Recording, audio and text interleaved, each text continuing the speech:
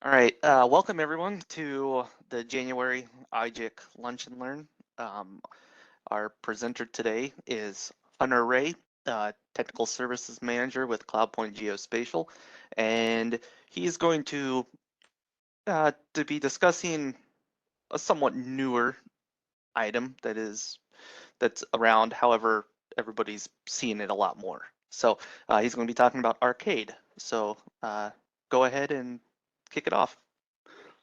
All right. Thank you. Yes, Hunter Ray. I'm the Technical Services Manager with Cloudpoint, and excited to impart what I've learned over the last few years with Arcade. And it is something I use every day now in different places. But, hopefully you guys, if you don't know much about it yet, at the end of this hour, you will know some basics. And ultimately, the exciting part of today will be some of the demos and showing, how it works in real life with web maps and labels and symbology, and we'll do some of the field maps editing stuff. But ultimately, hopefully you leave here and have a better understanding, or maybe have some of your questions answered. So, and don't be shy. If you have questions, please put them in the chat. I am going to try to leave time at the end to answer some, but if there is no time at the end for all of them, I will happily provide some answers and email that out to everybody. So, all right, let's jump in. So, the outline, we're going to go over just a quick overview of Arcade. It's kind of it's a big thing to make a quick overview of, but we'll just cover some of the basics and kind of how it's constructed. And then we'll look at kind of how to figure out where you can use it and how to use it. Those two kind of go together. And, just the review part, some of it may not make a lot of sense until we get to the fun demonstrations. And then we kind of get to put all that into play and see it in action. So, and then we'll just finish with some tips on constructing and testing and debugging your expression. So, all right. So I'm assuming most of you probably have seen Arcade somewhere along the way, but if not, we'll just go over a quick overview. So, per Esri's definition, the top three here, it's portable, it's lightweight, and it's secure. So what exactly does that mean? Portable. It's everywhere, right? You see it. Most of us see it in ArcGIS Online or Portal web maps and things, but it's also prolific in ArcGIS Pro now.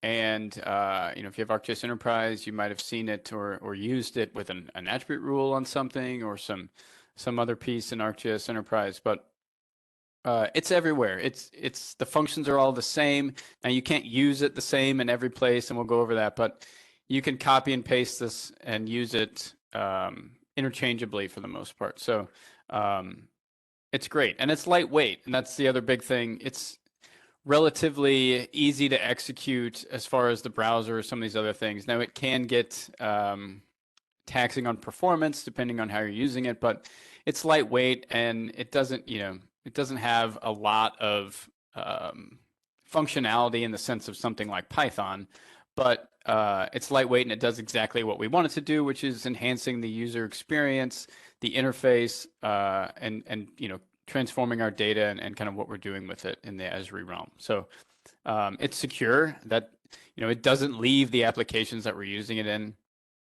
So it's harnessed either in your Pro map, within your layer if you have an attribute rule, or in your web map or your dashboard. It's all contained in there. It's not leaving there, not like Python where it can kind of get access to other things. So they've labeled it as secure.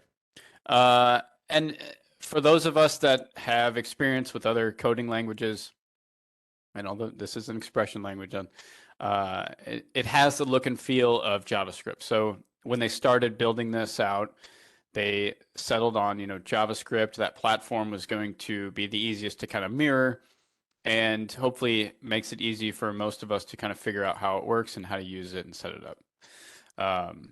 And then as far as functionality goes, it has a lot of the base, what they call the core functions of like a JavaScript or Excel functions even. So converting things to, casting things as different types, text formatting, the base stuff like lists and dictionaries and logical, operators, if, for loops, that kind of stuff.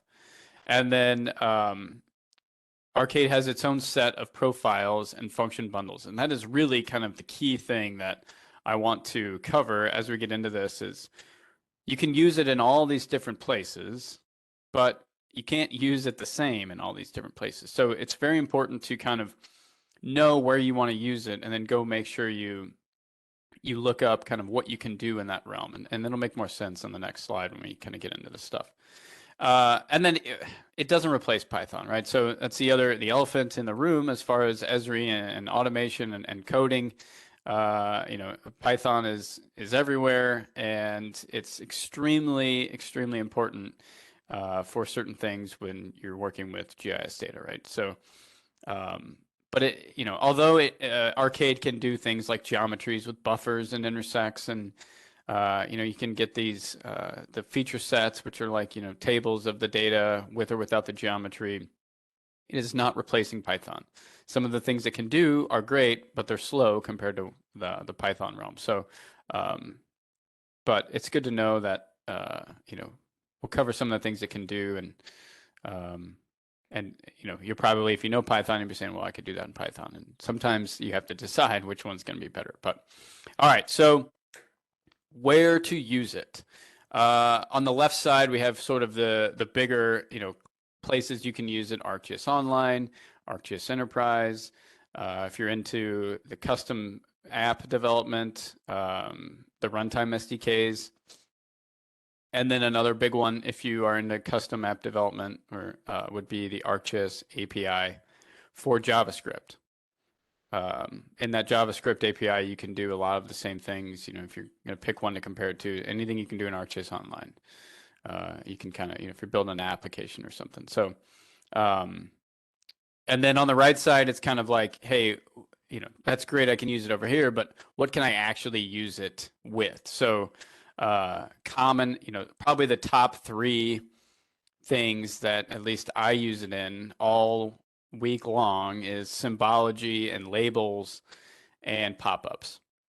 We're always trying to provide our users with the best interaction and the best the best experience with the data that we're presenting, right? So sometimes you got to get creative if your data doesn't allow you to do the symbology like you want to see, or maybe the labels. Your labels, you don't just have one static field that you can label with, so you got to get creative and use Arcade to maybe concatenate some things together. And your pop-ups, that's where you can really tailor the user experience and the interface of what they're seeing using Arcade to kind of get away from the typical standard list of fields and a title. I don't have a lot today on pop-ups, but that's because there's so much documentation on that outside of what we're going to cover today. You can go find plenty of videos and stuff, but it is very, very important to kind of see what you can do here. So, and then dashboards is kind of a whole nother realm. You can get into custom formatting of your indicators and your lists, and you can even create your own data source on the fly by merging, 2 layers together if you wanted to. All kinds of really cool stuff over in the dashboards realm. And then one of the new ones is editing forms, and I'm going to spend some time on that because that's something that just recently I've been kind of infatuated with, and like, whoa, this really opens the door to some stuff. So we're going to kind of look at some of the possibilities there for those of you in the ArcGIS Online realm. And then attribute rules. That's kind of where my knowledge started, how I got to know Arcade. But you can write these attribute rules either on your file geodatabase or an enterprise database layer. And if you have the enterprise database, you can publish that out and have those attribute rules, the data manipulation calculations running on your hosted services. So just really cool stuff, but those are kind of the big places to use it. There's many more, smaller areas you can use it and little things you can do, but we'll just kind of cover the big stuff today. So in general, how do I use it, right? I have all these places I can use it. How? How do I use it? Well, like I said, the first thing that we have to go over is the profile or where you're using it. So that is profile would be dedicated to if you're going to use it for labeling. Another profile is attribute rules, right? So the things on the left side or on the right side of this slide are more profile based. So if you're doing symbology or visualization, that's another profile. And all of these profiles have a connection to a function library and a function bundle or many function bundles. So we'll go through this and see, but if you're going to do labeling, then you need to look up the profile for labeling on the Arcade docs page and kind of get a quick reference of what can I do and save yourself the time and the headache. And something that I've dealt with in the past was I've got this great expression, I go to run it and it's like, oh yeah, you can't use that function for symbology, right? That's kind of the one where things are limited. But so make sure, those first two bullet points, figure out where you want to use it, right? That's usually pretty easy to figure out. And then make sure you know kind of what you can do versus what you want to do. And then you get to your expression. That's the core.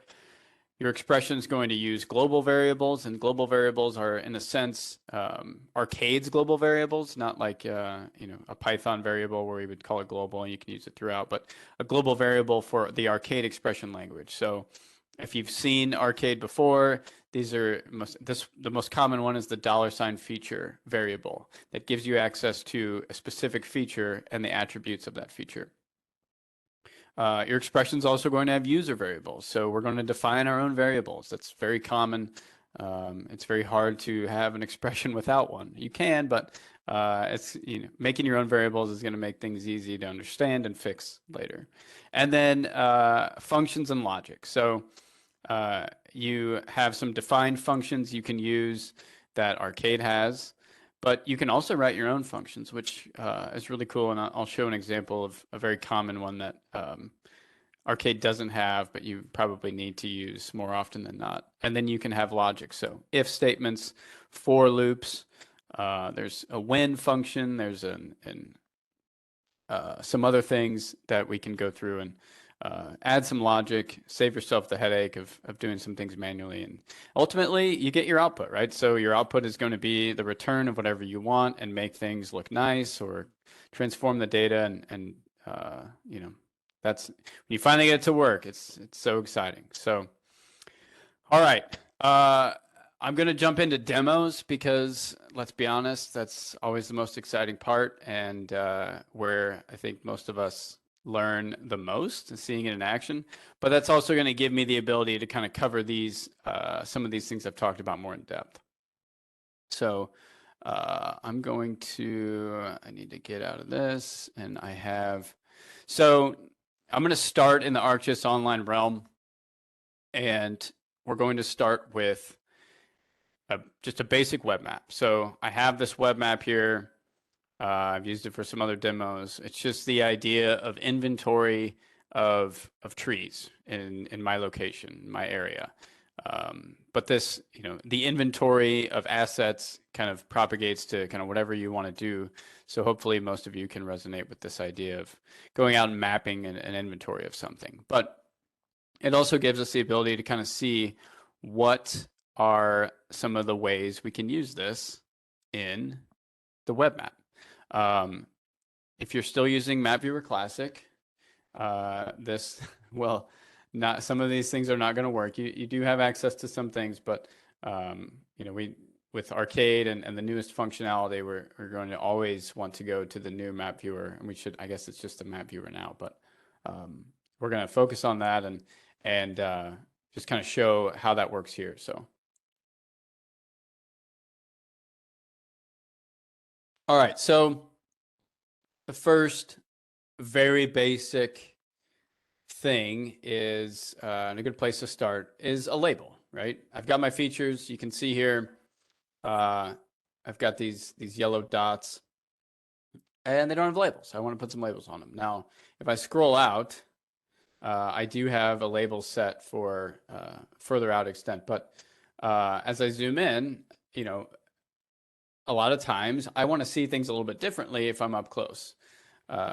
So I've got data here, and if we open this attribute table, I can go in here and see I've got an address for where the tree is, some other pieces of the address, and then I've got an asset ID. Very common. We're always going to have some sort of ID on our assets. And then I've got an asset name, which is the result of concatenating the type of asset with the number. So, and then the city, some basic stuff, some condition, the common name of the tree. I've got the genus and species down here, latitude and longitude. So the basic stuff. How would I, maybe my users would like to be out in the field, and without having to click on the tree, they want to see not only the asset ID, but they want to see the common name. Two different fields of data. We're going to have to concatenate some things and give them what they want. So very, very easy, basic way to jump into using Arcade. So if we go to labels, you can see I have one class, a label class here for the asset name. It's on an extent from counties to buildings. But when I'm in this close, I want a new one. So I'm going to add a label class. And right here, without anything special, I can, choose a field, right? But this little icon, the expression icon, is what we're always looking for. Something we always want to be cognizant of where we can use it, right? We know we can do it for labels and symbology. So we're going to click this and open the expression window. This is one of the relatively new expression windows. So I like to start here. It has some cool functionality. Depending on your version of ArcGIS Enterprise, if you're doing this in a web map there in Portal, you're going to see a different look and feel. Even expressions for something like the attribute rules or the forms, the editing form, older version, but this one's really nice, and what we're going to see moving forward almost everywhere, I think. So by default, it's giving me the Arcade version of labeling with one field called asset name. So if I open this back up, the $ feature is one of the globals that I was talking about. So as we get in here, we would always want to first decide which profile am I using, right? So I'm using the label profile, and now I'm wondering, what can I do in here? What's available? So they have a function reference here. So this is basically the going and looking at the docs side of things right here in the window, which is great. But if you want to see this in a little bit more detail, we can look at the Arcade homepage. And so as we start to get into this, I know where I want to build it. Now I need to figure out, I kind of know what I want to do. I need to concatenate two fields of data. That's relatively simple. That's just using core functionality. I can do that everywhere. But it's a great way to say, all right, I know where I'm going to use it. So I'm at the homepage here, part of the developers page for Arcade, and where to use, right? So right here, it tells you in the introduction, you need to find or look up your designated profile. Well, you can click this, but we're going to go over here and say profile. All right, so here are the profiles.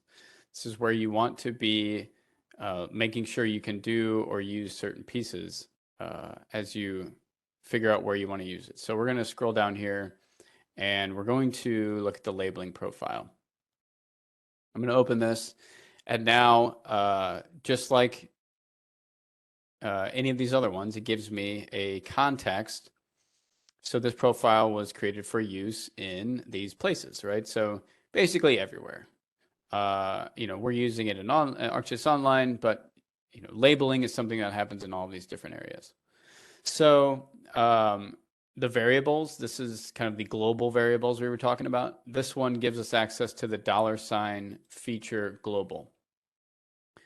The reason it only gives us access to one, and as we look at some of these other profile variables in other profiles, you'll see kind of some of the other ones. But because we only have access to, when we're doing labeling, we only have access to the core and geometry function bundles. This is where it really shows you what can I do here, what's possible. If you wanted to do something like access some other feature in another feature layer for your labeling, that's not possible. Not like we would do for some other expression that we're going to show later. So if you're like, well, what is the core bundle? Well, that's giving you all constants, arrays, dates, functions, debugging, logical, the feature, function, math, and text, right? So very basic stuff, kind of the base, when they first released Arcade, that was all available. And then you also have access to geometry. So that is going to give us something where we can, if you wanted to do some geometry analysis as part of your label, you could do that. But so we know we have access to the core stuff. Looks like that's going to allow us the functionality we need to just basically concatenate text, right? This is kind of a long answer to a short answer of yes, I can just add two fields together. But it's an example of you figure out where you want to use it, have an idea of what you want to do, and then make sure that's possible before you actually get into it. So, all right, so we'll go back. And really all we need to do here is concatenate text. Now, if you've used Arcade before, you can just use, when you're using text or a feature, you can just use the plus sign. But there's also other functions that you could actually go and use to, so there's text functions that you can, the very first one, you could actually use a concat function if you wanted to do it that way. So depending on how you're constructing your concatenation, this may be a better option. But for this very basic, example, I know that I'm going to just use the asset name and the common name. So I could do, the plus sign and then access my feature again. This is the global. So if this new editor is great, it kind of helps you and walks you through as you start typing. It's got that true IDE experience of helping us figure out what's available as we type. So the $ feature is available. And then if I click the period, now we know that after the period, that's going to be the field name and give us the current feature's value in that field name. So I wanted to concatenate asset name and common name. So if I scroll down here, or even if I started typing common, it's going to give me exactly what I want.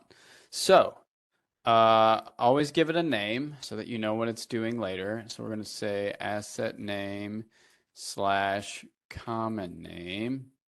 All right. And now I'm pretty sure this is going to work.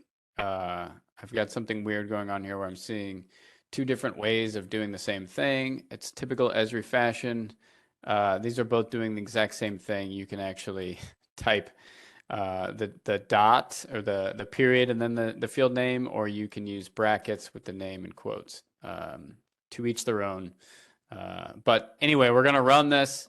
And we see, all right, I'm getting a text return, and it looks like it's concatenating everything, but I need to add something in between, and whether that's a space or something else. And I'm actually, my user said they wanted the name and then the asset name and then the common name. So another global that we all have access to, if we go in here, is the text formatting, a new line or a line break. That's part of the Arcade core functionality. So if I type in text formatting, we see all of the different things I can do in there. And I just want a new line. So now I would assume when I run this, I'm going to see the asset name and then a new line and then the common name underneath that. So I'm going to run that. Looks good. And There were no errors. That's great. And we're going to click done. And now, very basic first demonstration is done. I've concatenated two fields, and I've also added a global of arcade, which is the new line. Now, you can concatenate other things in there if you want, but this is giving my users exactly what they wanted. I'm going to set this back down here. And then in a perfect world, we would change the style, but for the sake of time, I'm going to leave it to where you can barely read it. So, all right, that's done. That's a very basic way of doing it. I'm going to save my map, and first one's done. Very easy. It helps you along as you start to realize how this is working. So the next thing that, very basic use case with a little bit more involvement of thinking how we're going to do this. My users have asked to, instead of seeing all the orange dots, they want to see different colors based on the year that the tree was installed. So if I go back and look at my data, I don't have a specific field with just the year that it was installed. Now I do have a field over here called install date, and I can see of my trees, 2 of these have a value. That'll work for now. So in theory, I need to figure out, all right, so I'm going to be in the symbology or visualization profile, and I need to make sure that some sort of date manipulation functionality is available. What I want to do, because I'm aware of some basic functions, I know that there's a month function that I could probably use to use this date field as an input and return just the month. But is there a year? If they wanted the year, I know that, or they wanted the day. So in theory, we need to just go in and say, all right, I'm going to go back to the arcade. I'm going to go to the profile, and first thing I'm going to do is check visualization. So this is your symbology. Any symbology function in ArcGIS Online. And now I see my profile variables. I've got one more than I did on the labeling. I've got this $ view scale. So the scale of the map at a time when the expression evaluates. If you're, when you're really getting into some advanced functionality, this will really come into play, but we're not going to cover that today. And really I see, all right, again, core bundles, core, all right, that gives me access to the date functions. All right, looks good. And now I'm in the date functions. So I know I can use all these, and I need to find out, is there one that will just parse a date field or a date value and return the year? Absolutely. All right, so now I know I need to just put in the word year, and it's just going to take a date value and return a number. So always good to know what types of returns you're getting, depending on how you want to use them, and always good to make sure that you're understanding which parameters it needs to run this function. All right, so year. All right, so now we're going to go back to our map, and instead of the labels, I want to go to styles. And again, we see as we get in here, it's not the same symbol, but it's the expression, add an expression, right? So I don't just want to map the location. I want to get into the expression, and I'm going to follow my own advice and give it a name first. And I'm going to say installation year. All right, so always good to comment your code. I'm not doing that today, but I will show some examples of some stuff later.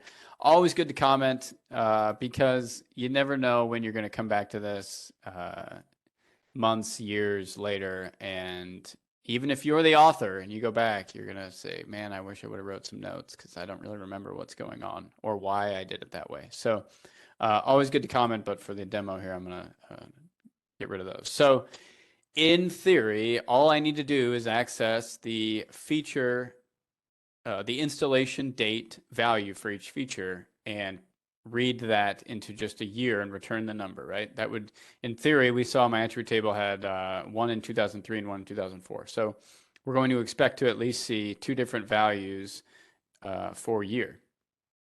So I'm going to run this. I'm going to start with, maybe I'll use some variables here. So I'm going to assign my own user variable. I'm going to say var install year equals, and then now I'm going to use this variable to store the value in feature and dot, and then install date. All right. And with JavaScript notation, always good to put a semicolon at the end. You don't have to, but I would strongly recommend getting into the practice of doing that.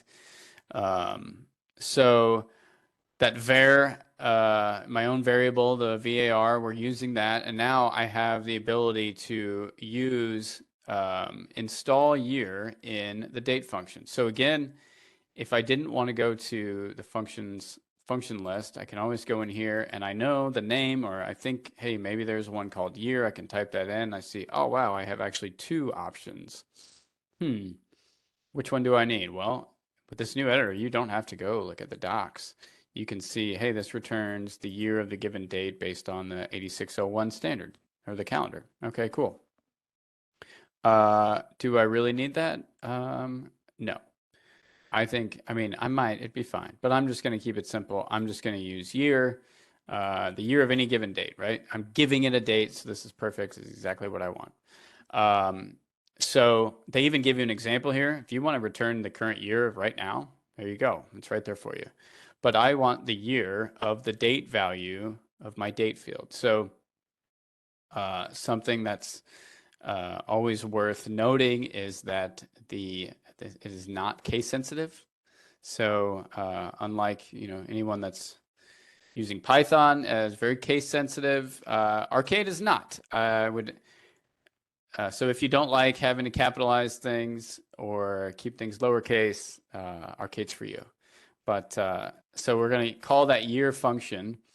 And now I know that I need to put in the install year variable. Now, all right, I've got this, and I actually want to, so if you don't have to explicitly return the value, it's going to return, because this is a function in itself, it would return the year anyway. But I always try to type the return statement so I know I can find it later and I know explicitly where it's returning a value.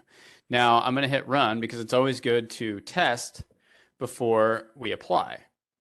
So I'm going to click run, and I see for the current value. Now, when you're testing, it's always going to test on the first row in the attribute table. Not always optimal, but just keep that in mind if you're like, where is this value coming from? So we're going to go ahead and say, all right, that looks good. That's exactly what I'm expecting to see, 2004, and I'm going to click done. And now by default, it's going to want me to use that, but I just want unique symbols based on the year. So 2003 and 2004, that's great, but why do I have that comma? So now here's the debugging phase. Like, this works, it's great, but I don't like that comma in there. I don't want my users to see that. So I'm going to go back and figure out, how do I fix what it's returning?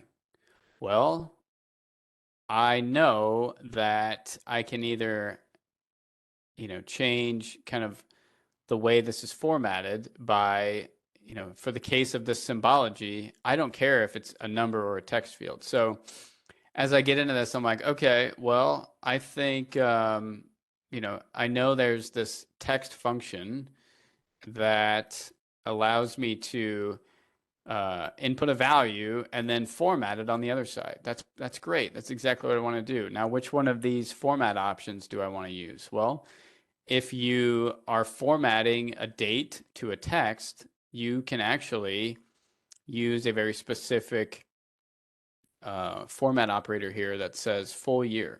So if we look down here at the example, that's Oh, sorry, I'm on the wrong one here. Sorry, guys. It's the same. It looks the same. All right, sorry. So text. So I know that if I'm putting in a value, I can get a format back. So my value in this case is going to be the year as a number. That's great, but maybe I want my year without the comma, right? So now I'm seeing that if I want the full year in true year value, I could use Y. Now I'm also seeing that I could use maybe this pound sign and omit any leading or trailing zeros. Maybe that would give me the year without a comma, or I could probably put in 4 zeros and just get the digit. I know my year is always going to be 4 zeros. So I've got a few options here. I'm going to go back in here and I'm going to now create a new variable to hold a year.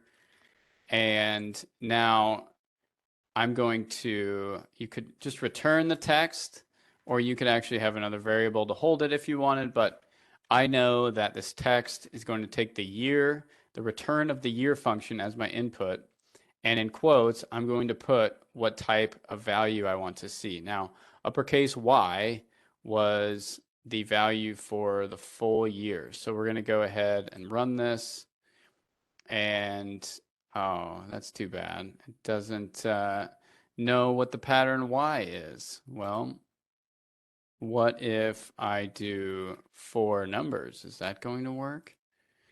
Oh, fantastic. I got 4 numbers. Now, we could also remember there was the other one, the pound sign. Well, what's that going to give me? Oh, that does the same thing. So you're always going to have some different ways to do this, but this is kind of the basic. I've only got 3 lines here, but you think you're there. This was very simple, just convert it to a year, but I'm not getting the return I want. So then you kind of take it a bit further. But the documentation's good. This, some very basic functionality using the year function, using a text function. Now I'm going to click done. And now you can see quickly and easily, I no longer have the comma that I wanted or that I didn't want to see. So that's it. I've got my years. As you added more data, you would obviously have to go back in here and, do your style options. Maybe we want those to be, I don't know, make them something obnoxious like 24. 124, that's too much. And then different colors, different outline if you wanted, boom. All right, so we're done. Now, as you add more fields or add more trees, if you have different installation years, you'd have to go back and modify this and bring those values up from unclassified. But that again, so we've done labels, and now we've done symbology and created our own set of symbology from something that didn't actually exist in the way we wanted it to in the data. So with that said, now we would think as we go in here and add data, my symbology, depending on which year I put in here, if I map this one out, we would think, okay, if I don't put anything else in here other than the installation date of, let's say that was, I don't know, April 1st, 2004, and I create that, because 2004 had a value in our list, in theory, there we go. So it's blue and matches exactly what we thought. So happens on the fly, happens for new ones, and that's great. So we've done 2 very basic ways, or seen 2 demonstrations on how basically use this. Now we get into some more exciting stuff, which is how to use this in something like an edit form. And this will also show us how we can use a custom function that isn't included in the basic functionality that Arcade has. So as I was editing, you guys probably saw that there's, if I select this, so as I went to add this, there's some fields of data here, right? Asset ID. Man, would I love to be able to automatically give this an ID in the field and I don't have to go back and calculate it later. That would be great. If only it could access all the other trees and find the number and add one to it for the highest one, that would be cool. We can do that. Asset name. Wow, that would be really cool if on the fly that also just added the word tree and then a dash and then the number that I gave it. Full address. Man, wouldn't it be cool if you had addresses or parcels and you could find which one it intersects or is closest to and return the address and not have to type that in manually? That would be cool. We should try that. And then, wow, as I get down here, I see there's latitude and longitude. Man, it would be cool if it could just populate that on the fly. And or if I move one, it would recalculate it. All right, let's get into some very exciting ways to use this stuff more than symbology and labeling. All right, so we've set it up. Maybe this was something I thought of myself, or maybe I'm getting feedback from my users saying, man, I hate having to type in the asset ID and the asset name and the latitude and longitude and the address. Can you automate that? That would be cool. Yeah, sure. Okay, so as we get into the editing, this is new in the map viewer, forms. We have forms. If you're using field maps, you are acquainted with the form for a layer or a table. It's now available for use in the map viewer, not just field maps. And so we can start to harness Arcade. And if you have attribute rules on your enterprise data or a file geodatabase, you can do some, not all, that you were doing with those now on the fly.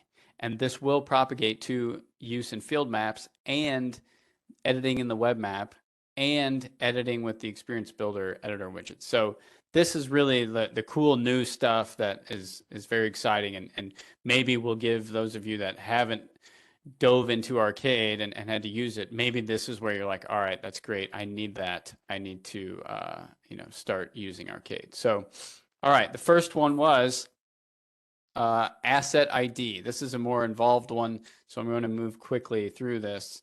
Of course, in any true demo, I have this code already put together in here, but I want to show kind of how we would go about this before I just turn this on. So I know that I want this asset ID to look through the feature set or look through the other data in my layer and somehow sort by asset ID number and then find the highest one and then add one to it. Doesn't seem too difficult, right?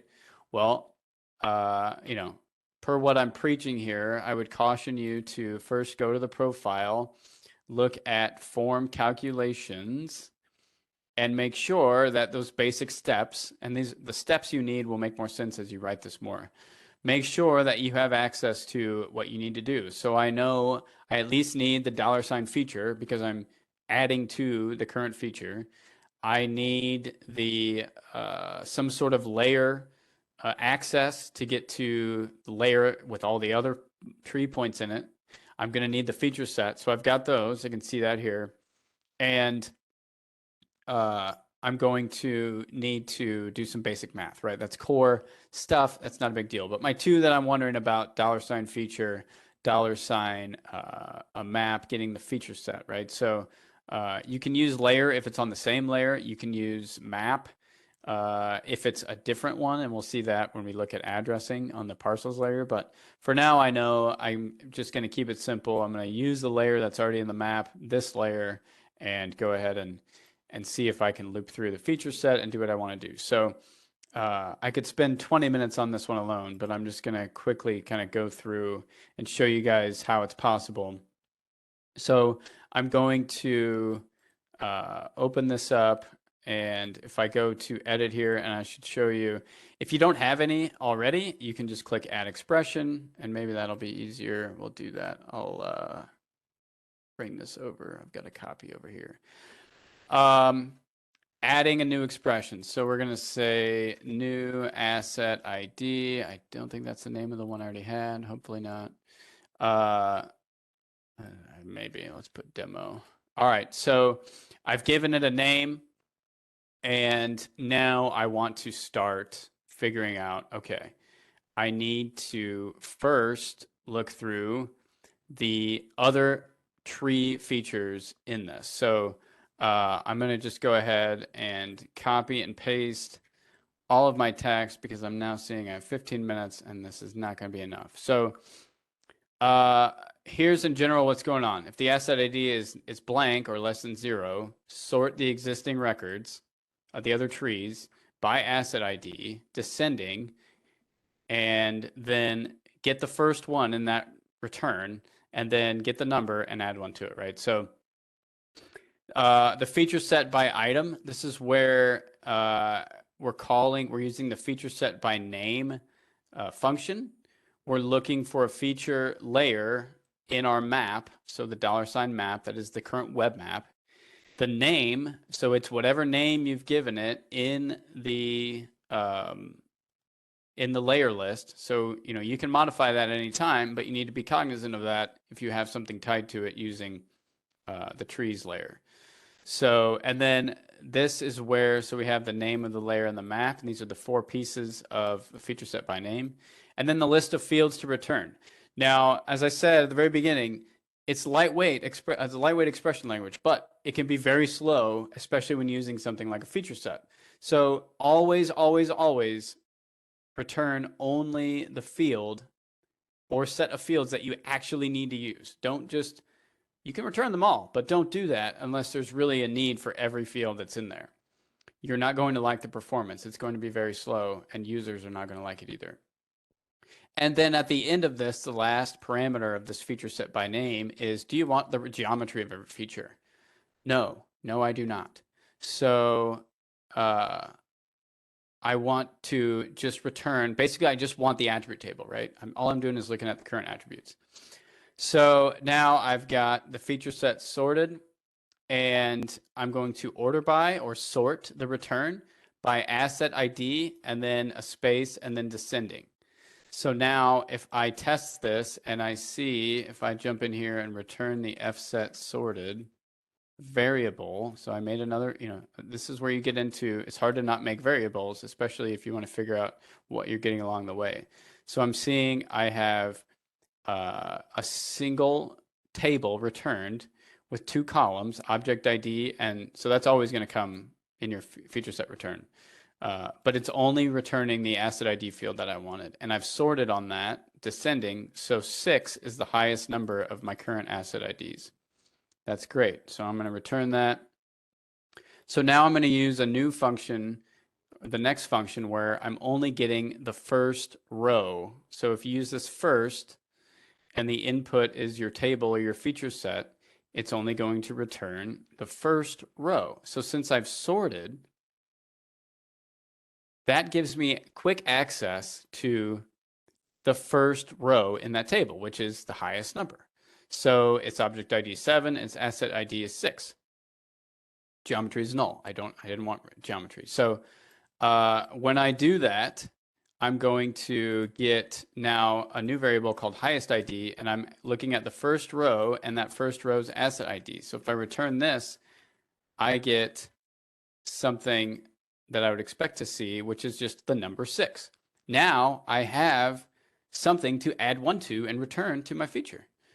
So in just a few lines here, we've accessed the other data, we've sorted it, we've found the highest number, and now we can use simple math and say highest ID, which is a number, and add 1. That's great. So now I've got the number. How do I get it back to my feature that I'm adding or modifying? Well, it's just if you're adding, right? So now if the current feature has an asset ID, we need some logic, some if statements. If there's something there in the original feature global, if it's greater than 0, it's a number field. So if it's greater than 0, then I know that it has a number and it's not blank. So don't do anything. Just return the same value. Don't change it. Else, if it's not greater than 0, we're assuming it's either blank or null or can't be evaluated as a number. Return the new ID, which was all of that work plus 1, the highest ID plus 1. So I'm going to go ahead and hit OK.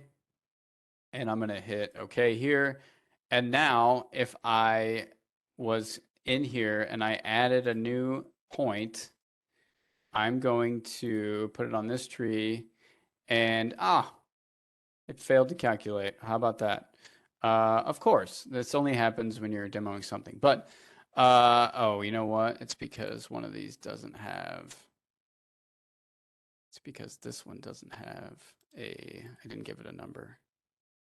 So I'm going to delete that. This should, I swear I tested this. But so this is how, this is obviously the debugging that you get into, but you have to, always test and always try to do things. And I'm going to, I can't let this go on. So I got to put in the one that actually works. I probably missed something here, but if I go in here and change this to the one that I know works, and now if I go back in here and I add a point, this only happens during demos, I swear. It was working fine earlier this morning, so now I don't know what's going on. But maybe I just need to reload this map. But I swear it's possible. You can get this to work. And now I'm so frustrated because I can't show you the new cool functionality. But as you go in here and start to mess around with some of the new or existing ways to harness this, there we go, then you'll see how you can maybe streamline some editing and maybe save yourself some time. Yeah, Murphy's line, yeah. So now we've got this cool attribute rule, or it's basically an attribute rule, an expression that's looping through our IDs. And, as we saw, the highest number was 6, so we'd expect the next one to be 7. Now you can go in here, and I've got 7 minutes. I had too much to cover. This is so exciting. Real quick, we already saw this in action, but this one is quick. I know asset name just needs to be, I just want whatever the value is in the ID plus the word tree. So that one's easy, right? This one should also work. I'm going to hit OK and save that. And now, just because I'm scared, I'm going to refresh the map. It is a little bit tricky when you're getting into this realm. It's relatively new, so there are definitely some bugs that need worked out. But this is the cool way to use Arcade. Cool and exciting, right? This is, aside from pop-ups and stuff, that's very well documented. And I've got to stop here and show you where those documents are. This stuff isn't documented very well yet, so I wanted to show kind of what's coming and how it works. So that's looking good. Now I can go in here, and now I should not only get a new ID number, but I should see that concatenation in action. Bam, that's great. And now if I go in here and put in an install date of 3/30/2004, when I create this, I should also see the symbol that I was using Arcade to create in the other section. So, oh, great. It didn't actually work, but it's fine. We're gonna go ahead and I'll do this one more time, and then we gotta move on. But hopefully, even if you guys kind of knew about Arcade, hopefully some of this in just an hour is, why isn't that working? Oh, because I didn't. All right. So anyway. We've got our label. That's great. We've got our symbology matching Arcade. And if I clicked on one of these and stopped editing, I would see that my calculation was working. That's great. This is perfect. That one became 8. Awesome. And now, how quickly an hour has gone by. So I might have to get on for a part 2 or something. But I want to end with, that's kind of the whole thing in action. And now I've got to get back and skip through one of these. So just with the 5 minutes that are left. So that was the examples. 3 simple, well, a couple simple, 1 more advanced, how to do it. But as you construct and test your data, you always have to be prepared to debug. And you guys saw that there's just some weird stuff that goes on. We never quite can get, it's not always as easy as we want it to be, even though I know that code works. There was just some weird things. So don't be afraid to save and refresh your map if something's not working, and it should.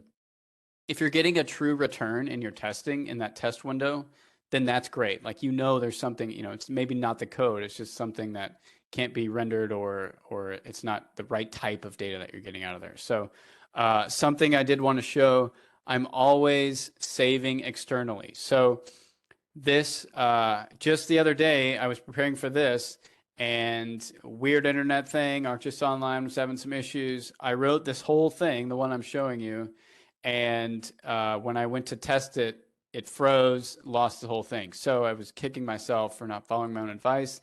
Save your expressions externally, because there's no guarantee it's going to be there, uh, as long as you may want it to be. So always, when you get it to work, save it and put it somewhere that is outside of ArcGIS Online. You can see my file extension is .js for JavaScript.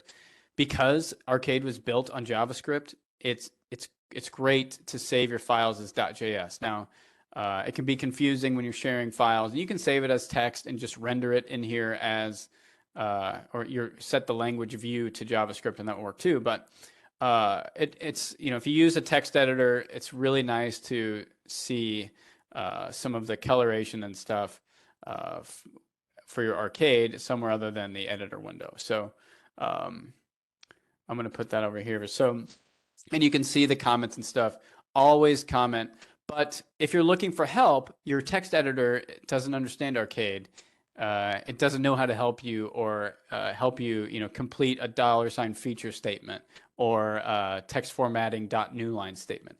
So you kind of have to bounce back and forth if you prefer to write in a true editor, but you need some help with the Arcade functionality. You're going to have to go back to the editor and use that to kind of help yourself along. Chaining functions. We talked about how it's pretty lightweight, but things like feature sets and filtering and doing something like a buffer, that can also truly impact your performance and make things very slow. If you go into some of the blogs, this is the one thing they preach, or if you watch any of the videos on YouTube from the Dev Summit, chain things together. When you make a feature set, reduce the fields you're calling. Only use the geometry if you need to. And all of that will help streamline and improve your performance when you're doing this stuff on the client side in a map or something. So what time? I got 1 minute. Oh, that has the same title, but this is supposed to be the help section. So blogs, there are 3 separate pages for specific blogs. You can go to the blogs page, but you can specifically go to ArcGIS Online blogs, Pro blogs, dashboard blogs, and even field maps, and start to get into some very good documentation on how to use this and how other people are using it. So these links, and I can send these out. It's not hard to get to if you just go to, ArcGIS blogs. But, when you go to the specific blogs for, this is the ArcGIS Online one, and then you can type in the word Arcade and see a whole list of blogs that are specific to ArcGIS Online Arcade use. And then, you could go back here and type in apps, and then, go to, you can, if you just want Arcade and all apps, you can type that in and start to see instant apps, dashboard. I mean, the dashboard stuff you can do, that it's crazy. You can really make some cool dashboards. But there's some really good stuff here, that and pop-ups. I didn't want to get into pop-ups and charts and stuff and HTML, but that's probably not in apps. But if you go look for blogs on pop-ups, you're going to see there's a lot of Arcade documentation on pop-ups. So I didn't want to waste time on that. But if I go back to here, field maps. So if you're interested in what I was showing with the editing and the forms and Arcade expressions, there is a great article called Common Calculated Expressions for Field Maps. So this is where I was going to demo this, but I won't. You can see a lot of the stuff that we did for those asset ID calculations is something like this, where somebody was looking through their map at the regions. They're returning only the name field. they want to find the first one, and they're using a geometry function called intersects.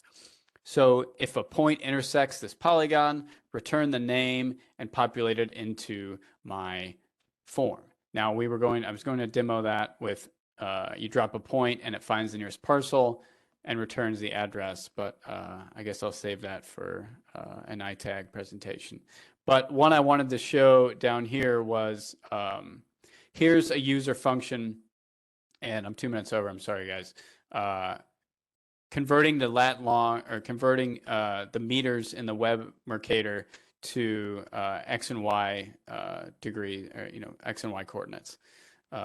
So get your latitude and longitude. This is right here. It's on the help page. This is extremely, extremely useful when we're looking at dropping a point and populating that x and y down here. It's a very lightweight, easy thing to do. As we all know, it's great to have that in a double field or somewhere to help if you ever need to repopulate that data, and somehow you don't have the spatial component or you need to use that somewhere else. So you can easily add that in here, and I'm sorry I didn't have time to get to that, but and I can share a PDF of this whole thing with you guys. There's just too much to cover, but I'm going to stop here. If anybody's still on and you want to ask questions, please do. But anything that was in the chat, I will gladly get answers to over the next couple days and get that back out to everybody. So sorry it went long. It's exciting. It's a really great topic, something I'm very passionate about, as you can see. But yeah, all right. I'm done. Not really a question. This is Nicole Skippers. I'm at Marion County. I'm also on the education committee for ITAG, and I know you guys are planning on being there. I don't know who from Cloudpoint is planning on being there. Myself, I'll be there. So I would love to talk to you about potentially doing some pre-conference training. Like, I'm thinking a whole half day on Arcade that you could repeat once in the morning and once in the afternoon. Tons of time then, right? This could have been a half day for sure, but yeah, no, that's if there's interest, I'm happy to. Oh, there's interest Yeah. in Arcade. I know people would love to be able to bring their laptops to and work on their own stuff and throw questions and, kind of also mini troubleshooting and going through all this cool new stuff with lots of time. So I would love if you could reach out to me and we can talk more about it.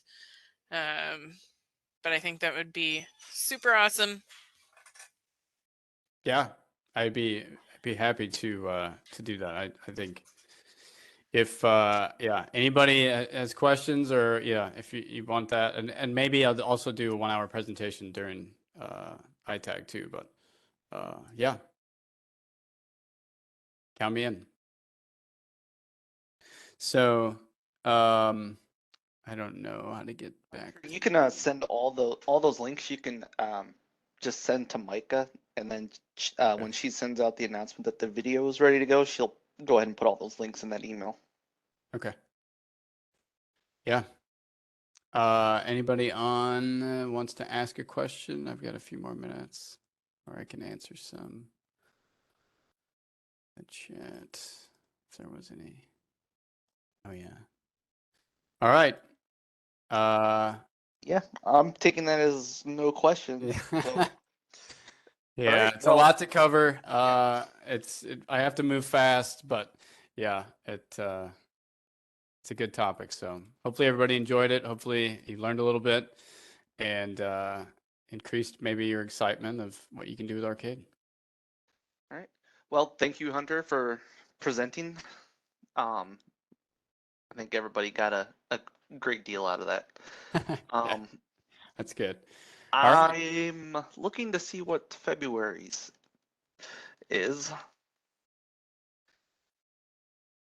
But I don't know if I have that one. So keep an eye out for an email from Micah in regards to the next Lunch and Learn. I do know that it is going to be February 15th. I just don't know who it is. So everybody keep an eye out for that. All right. Hey, Have a Josh, great this is day. Brett. I think the February topic is it's a grab bag of a bunch of different tips and tricks for ArcGIS Pro. All And right. Well, there you go. I think Micah is looking for volunteers if people want to share a one or a two off thing that they use and find useful. All right. Then perfect. Yeah. So if anybody wants to kind of do a short little thing in February during the lunch and learn, you can contact Micah. And so